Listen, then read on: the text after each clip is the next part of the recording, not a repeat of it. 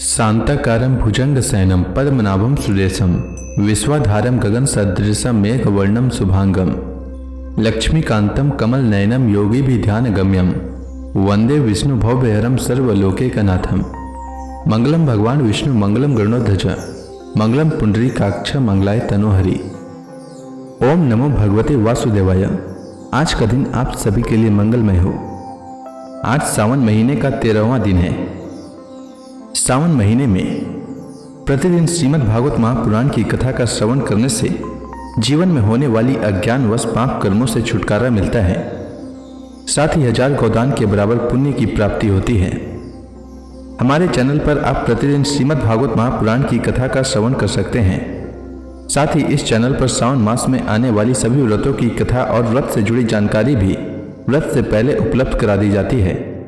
इसलिए हमारे चैनल को अवश्य सब्सक्राइब करें, साथ ही बेल आइकन को भी दबा दें और कथा अच्छी लगे तो लाइक अवश्य करें। अब आइए सुनते हैं सावन मास कथा का 13वां अध्याय। श्री सुखदेव जी कहते हैं, परीक्षित, जब इंद्र को पता लगा कि मेरी पूजा बंद कर दी गई है, तब वे नंद बाबा आदि गोपों पर बहुत ही क्रोधित हुए। परंतु उनके क्रोध करने से होता क्या? उन गोपों के रक्षक तो स्वयं भगवान श्री कृष्ण थे। इंद्र को अपने पद का बड़ा घमंड था। वे समझते थे कि मैं ही त्रिलोकी का ईश्वर हूं।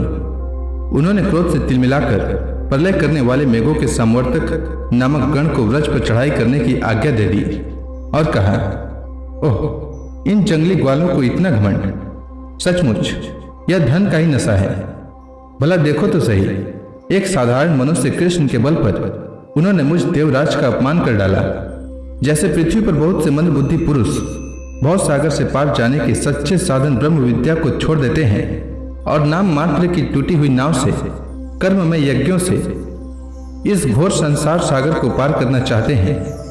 कृष्ण बकवादी, नादान, अभिमानी और मूर्ख होने पर भी अपने को बहुत बड़ा ज्ञानी समझता है। वह स्वयं मृत्यु का ग्रास है, फिर भी उसी का सहारा लेकर इन अहीरों ने मेरी अवहेलना की है। एक तो ये यूं ही धन के नशे में चूर हो रहे थे, दूसरे कृष्ण ने इनको और बढ़ावा दे दिया है। अब तुम लोग जाकर इनके इस धन के घमंड और हेकड़ी को धूल में मिला दो तथा उनके पशुओं का संहार कर डालो। मैं भी तुम्हारे पीछे पीछे ऐरावत हाथी पर चढ़कर नंद के व्रज का नाश करने के लिए महापराक्रमी मरुद गणों के साथ आता हूं। श्री सुखदेव जी कहते हैं, परीक्षित, इंद्र ने इस प्रकार प्रलय के मेघों को आज्ञा दी और उनके बंधन खोल दिए। अब वे बड़े वेग से नंद बाबा के व्रज पर चढ़ आए और मूसलाधार पानी बरसाकर सारे व्रज को पीड़ित करने लगे। चारों ओर बिजलियां चमकने लगी, बादल आपस में टकराकर कड़कने लगे और प्रचंड आंधी की प्रेरणा से वे बड़े बड़े ओले बरसाने लगे। इस प्रकार जब दल के दल बादल बार बार आकर खंबे के समान मोटी मोटी धाराएं गिराने लगे, तब व्रज भूमि का कोना कोना पानी से भर गया और कहाँ नीचा है कहाँ ऊंचा है इसका पता लगाना कठिन हो गया। इस प्रकार मूसलाधार वर्षा तथा झंझावत के झपाटे से जब एक एक पशु ठिठुरने और कांपने लगा, ग्वाल और ग्वाली ने भी ठंड के मारे अत्यंत व्याकुल हो गई। तब वे सब के सब भगवान श्री कृष्ण की शरण में आए। मूसलाधार वर्षा से सताए जाने के कारण सबने अपने अपने सिर और बच्चों को निहुक कर अपने शरीर के नीचे छिपा लिया था और वे कांपते कांपते भगवान के चरण शरण में पहुंचे और बोले, प्यारे श्री कृष्ण, तुम बड़े भाग्यवान हो। अब तो श्री कृष्ण, केवल तुम्हारे ही भाग्य से हमारी रक्षा होगी।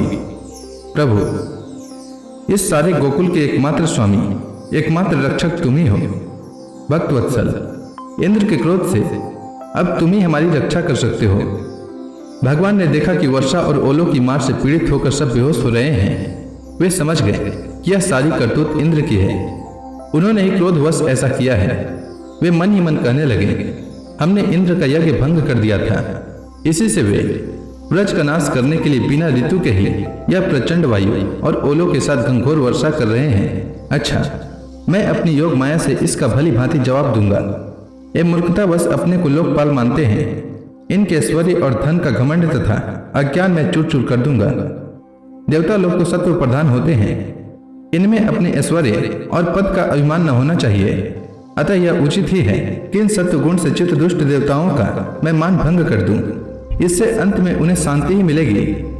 यह सारा ब्रज मेरे आश्रित है, मेरे द्वारा स्वीकृत है और एकमात्र मैं ही इसका रक्षक हूँ। अतः मैं अपनी योग माया से इसकी रक्षा करूंगा। संतों की रक्षा करना तो मेरा व्रत ही है। अब उसके पालन का अवसर आ पहुंचा है। इस प्रकार कहकर भगवान श्री कृष्ण ने खेल ही खेल में एक ही हाथ से गिरिराज गोवर्धन को उखाड़ लिया और जैसे छोटे छोटे बालक बरसाती छत्ते के पुष्पों को उखाड़ कर हाथ में रख लेते हैं, वैसे ही उन्होंने उस पर्वत को धारण कर लिया। इसके बाद भगवान ने गोपों से कहा, माताजी, पिताजी और ब्रजवासियों, तुम लोग अपनी गौं और सब सामग्रियों के साथ इस पर्वत के गड्ढे में आकर आराम से बैठ जाओ। देखो, तुम लोग ऐसी शंका न करना कि मेरे हाथ से यह पर्वत गिर पड़ेगा। तुम लोग तनिक भी मत डरो। इस आंधी पानी के डर से तुम्हें बचाने के लिए ही मैंने यह युक्ति रची है। जब भगवान श्री कृष्ण ने इस प्रकार सबको आश्वासन दिया, टांडस बंधाया, तब सब के सब ग्वाल अपने अपने गोधन, छकड़ों, आश्रितों, पुरोहितों और भृत्यों को अपने अपने साथ लेकर सुविधे के अनुसार गोवर्धन के गड्ढे में आ घुसे। भगवान श्री कृष्ण ने सब ब्रजवासियों के देखते देखते भूख प्यास की पीड़ा, आराम विश्राम की आवश्यकता आदि सब कुछ भुलाकर 7 दिन तक लगातार उस पर्वत को उठाए रखा। वे एक डग भी वहां से इधर उधर नहीं हुए।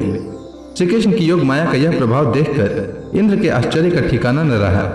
अपना संकल्प पूरा न होने के कारण उसकी सारी हेकड़ी बंद हो गई। वे भौचक्के से रह गए। इसके बाद उन्होंने मेघों को अपने आप वर्षा करने से रोक दिया। जब गोवर्धनधारी भगवान श्री कृष्ण ने देखा कि यह भयंकर आंधी और घंघोर वर्षा बंद हो गई, आकाश से बादल छट गए और सूर्य दिखने लगे, तब उन्होंने गोपों से कहा, मेरे प्यारे गोपों, अब तुम लोग निडर हो जाओ और अपनी स्त्रियों, गोधन तथा बच्चों के साथ बाहर निकल आओ।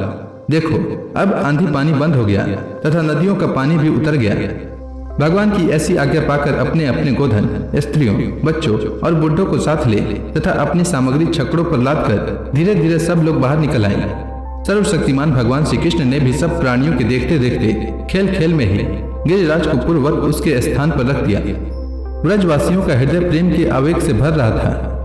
पर्वत को रखते ही वे भगवान श्री कृष्ण के पास दौड़ आए। कोई उन्हें हृदय से लगाने तथा कोई उन्हें चूमने लगा। सब ने उनका सत्कार किया। बड़ी बूढ़ी गोपियों ने बड़े आनंद और स्नेह से दही, चावल, जल आदि से उनका मंगल तिलक किया और उन्मुक्त हृदय से शुभ आशीर्वाद दिए। यशोदा रानी, रोहिणी जी, नंद बाबा और बलवानों में श्रेष्ठ बलराम जी ने स्नेहातुर होकर श्री कृष्ण को हृदय से लगा लिया तथा आशीर्वाद दिए। परीक्षित, उस समय आकाश में स्थित देवता, साध्य, सिद्ध, गंधर्व और चारण आदि प्रसन्न होकर भगवान की स्तुति करते हुए उन पर फूलों की वर्षा करने लगे। राजन, स्वर्ग में देवता लोग शंख और नौबत बजाने लगे। तुमरु आदि गंधर्व राज भगवान की मधुर लीला का गान करने लगे। इसके बाद भगवान श्री कृष्ण ने व्रज की यात्रा की। उनके बगल में बलराम जी चल रहे थे और उनके प्रेमी ग्वाल बाल उनकी सेवा कर रहे थे। उनके साथ ही प्रेममयी गोपियां भी अपने हृदय को आकर्षित करने वाले, उसमें प्रेम जगाने वाले भगवान की गोवर्धन धारण आदि लीलाओं का गान करती हुई बड़े आनंद से व्रज में लौट आई। श्री सुखदेव जी कहते हैं, परीक्षित, व्रज के गोप भगवान श्री कृष्ण के ऐसे अलौकिक कर्म देखकर बड़े आश्चर्य में पड़ गए। उन्हें भगवान की अनंत शक्ति का तो पता था नहीं। वे इकट्ठे होकर आपस में इस प्रकार कहने लगे, इस बालक के एक कर्म बड़े अलौकिक हैं। इसका हमारे जैसे गंवार ग्रामीणों में जन्म लेना तो इसके लिए बड़ी निंदा की बात है। यह भला कैसे उचित हो सकता है? जैसे गजराज कोई कमल उखाड़ कर उसे ऊपर उठा ले और धारण करे, वैसे ही इस नन्हे से 7 वर्ष के बालक ने एक ही हाथ से गिरिराज गोवर्धन को उखाड़ लिया और खेल खेल में 7 दिनों तक उठाए रखा। यह साधारण मनुष्य के लिए भला कैसे संभव है? जब यह नन्हा सा बच्चा था, उस समय बड़ी भयंकर राक्षसी पुतना आई और इसने आंख बंद किए कि यही उसका स्तन तो पिया ही प्राण भी पी डाले। ठीक वैसे ही जैसे काल शरीर की आयु को निगल जाता है, जिस समय यह केवल 3 महीने का था और छकड़े के नीचे सोकर रो रहा था, उस समय रोते रोते इसने ऐसा पांव उछाला कि उसकी ठोकर से वह बड़ा भारी छकड़ा उलटकर गिर ही पड़ा। उस समय तो यह 1 ही वर्ष का था जब दैत्य बवंडर के रूप में इसे बैठे बैठे आकाश में उड़ा ले गया था। तुम सब जानते ही हो कि इसने उस तृणावर्त दैत्य को गला घोंट कर मार डाला। उस दिन की बात तो सभी जानते हैं कि माखन चोरी करने पर यशोदा रानी ने इसे उखल से बांध दिया था। यह घुटनों के बल उखल को खींचते खींचते उन दोनों विशाल अर्जुन के वृक्षों के बीच में से निकल गया और उन्हें उखाड़ ही डाला। जब यह ग्वाल बाल और बलराम जी के साथ बछड़ों को चराने के लिए वन में गया हुआ था, उस समय इसको मार डालने के लिए एक दैत्य बगुले के रूप में आया और इसने दोनों हाथों से उसके दोनों ठोर पकड़कर उसे तिनके की तरह चीर डाला। जिस समय इसको मार डालने की इच्छा से एक दैत्य बछड़े के रूप में बछड़ों के झुंड में घुस गया था, उस समय इसने उस दैत्य को खेल ही खेल में मार डाला और उसे कैथ के पेड़ों पर पटक कर उन पेड़ों को भी गिरा दिया। इसने बलराम जी के साथ मिलकर गधे के रूप में रहने वाले धेनुकासुर तथा उसके भाई बंधुओं को मार डाला और पके हुए फलों से पूर्ण तालवन को सबके लिए उपयोगी और मंगल में बना दिया। इसी ने बलशाली बलराम जी के द्वारा क्रूर पर लंबा सुर को मरवा डाला तथा दावा नल से गौ और ग्वाल बालों को उबार लिया। यमुना जल में रहने वाला कालिया नाग कितना विषैला था, परंतु इसने उसका भी मान मर्दन कर उसे बलपूर्वक दर से निकाल दिया और यमुना जी का जल सदा के लिए विष रहित अमृत में बना दिया। नंद जी, हम यह भी देखते हैं कि तुम्हारे इस सांवले बालक पर हम सभी व्रजवासियों का अनंत प्रेम है और इसका भी हम पर स्वाभाविक ही स्नेह है। क्या आप बतला सकते हैं कि इसका क्या कारण है? भला कहाँ तो यह 7 वर्ष का नन्हा सा बालक और कहाँ इतने बड़े गिरिराज को 7 दिनों तक उठाए रखना। व्रजराज, इसी से तो तुम्हारे पुत्र के संबंध में हमें बड़ी शंका हो रही है। नंद बाबा ने कहा, गोपो, तुम लोग सावधान होकर मेरी बात सुनो। मेरे बालक के विषय में तुम्हारी शंका दूर हो जाए, क्योंकि महर्षि गर्ग ने इस बालक को देखकर इसके विषय में ऐसा ही कहा था। तुम्हारा यह बालक प्रत्येक युग में शरीर ग्रहण करता है। विभिन्न युगों में इसने श्वेत रक्त और पीत ये भिन्न भिन्न रंग स्वीकार किए थे। इस बार यह कृष्ण वर्ण हुआ है। नंद जी, यह तुम्हारा पुत्र पहले कहीं वसुदेव के घर भी पैदा हुआ था, इसलिए इस रहस्य को जानने वाले लोग इसका नाम श्रीमान वासुदेव है ऐसा कहते हैं। तुम्हारे पुत्र के गुण और कर्मों के अनुरूप और भी बहुत से नाम हैं तथा बहुत से रूप हैं।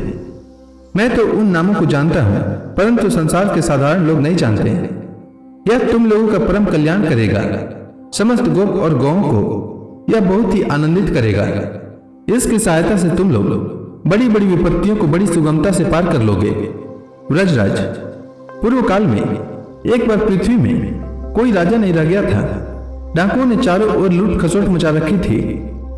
तब तुम्हारे इसी पुत्र ने सज्जन पुरुषों की रक्षा की और इससे बल पाकर उन लोगों ने लुटेरों पर विजय प्राप्त की।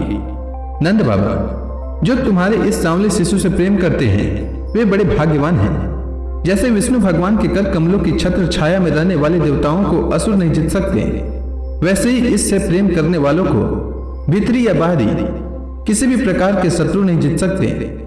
नंद जी, चाहे जिस दृष्टि से देखें, गुण से, ऐश्वर्य से और सौंदर्य से, कृति और प्रभा से तुम्हारा बालक स्वयं भगवान नारायण के ही समान है। अतः इस बालक के अलौकिक कार्यों को देखकर आश्चर्य न करना चाहिए। गोपो, मुझे स्वयं गर्गाचार्य जी यह आदेश देकर अपने घर चले गए। तब से मैं अलौकिक और परम सुखद कर्म करने वाले इस बालक को भगवान नारायण का ही अंश मानता हूँ। जब ब्रजवासियों ने नंद बाबा के मुख से गर्ग जी की यह बात सुनी, तब उनका विस्मय जाता रहा, क्योंकि अब वे अमित तेजस्वी श्री कृष्ण के प्रभाव को पूर्ण रूप से देख और सुन चुके थे। आनंद में भरकर उन्होंने नंद बाबा और श्री कृष्ण की भूरी भूरी प्रशंसा की। जिस समय अपना यज्ञ भंग हो जाने के कारण इंद्र क्रोध के मारे आग बबूला हो गए थे और मूसलाधार वर्षा करने लगे थे, उस समय वज्रपात, ओलों की बौछार और प्रचंड आंधी से स्त्री, पशु और ग्वाले अत्यंत पीड़ित हो गए थे। अपनी शरण में रहने वाले व्रजवासियों की यह दशा देखकर भगवान का हृदय करुणा से भर आया, परंतु फिर एक नई लीला करने के विचार से वे तुरंत ही मुस्कुराने लगे।